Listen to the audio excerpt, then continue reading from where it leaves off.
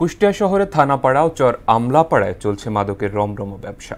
নেশার টাকা জোগাড় করতে নানা অপরাধে জড়িয়ে পড়ছে যুব সমাজ। এ নিয়ে প্রশাসনেরও কোনো মাথা ব্যথা নেই বলে অভিযোগ করেছেন স্থানীয়রা। এ ব্যাপারে ব্যবস্থা নেওয়ার আশ্বাস দিয়েছে পুলিশ। মিলন খন্দকারের প্রতিবেদন, জানাচ্ছেন আফরিন পাপি। কুষ্টিয়ার থানাপাড়া ও চর আমলাপাড়ায় মাদকের রমরমা ব্যবসা চলছে। হাতের নাগালে সহজে মাদক পেয়ে এসব এলাকায় দিন দিন বৃদ্ধি পাচ্ছে মাদক সেবীর সংখ্যাও। আর নেশার টাকা জোগাড় করতে নানা অপরাধে জড়িয়ে পড়ছে তারা। এদিকে এলাকাবাসী বলছে, পুলিশের ছত্রছায়াতেই দিনরাত চলে এ মাদক ব্যবসা।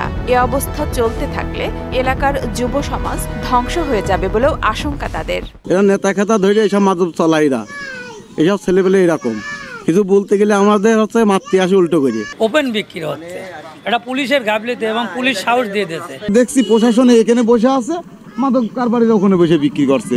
প্রশাসন ওখানে বসে আছে, মাদক কারবারির ওখানে বিক্রি করছে। মাদকের কারণে এরই মধ্যে বেড়ে গেছে কিশোর গ্যাংয়ের দৌরাত্ম্য। আমাকে আমার ছেলে যায় নেশা করে যায়, আমাকে উল্টো পাল্টা মার দিচ্ছে। আমার ভাইটাকে নিয়ে আমার বাপ মা শান্তিতে থাকে না। এলাকার কারণে তো আমার ভাইটা নষ্ট হলো, মাদক আসক্ত হলো।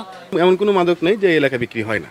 এখন এই এলাকার লোকও অতিষ্ঠ, যারা সাধারণ জনগণ তারাও অতিষ্ঠ, তারাও এগুলোকে থামাইতে পারতেছে না। মাদকের ছোবল থেকে যুব সমাজকে রক্ষায় প্রশাসন সব সময় তৎপর বলে জানালেন এই পুলিশ কর্মকর্তা। মাদকের যে স্পটগুলোতে র্যান্ডমলি আমরা অভিযান করছি এবং গোয়েন্দা তৎপরতা অব্যাহত রয়েছে।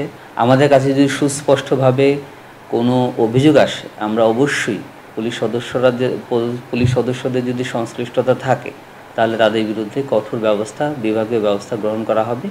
যুব সমাজকে মাদকের ভয়াল থাবা থেকে রক্ষায় প্রশাসনের আশু হস্তক্ষেপ কামনা করেছেন স্থানীয় সচেতন মহল। আফরিন পপি, মোহনা সংবাদ।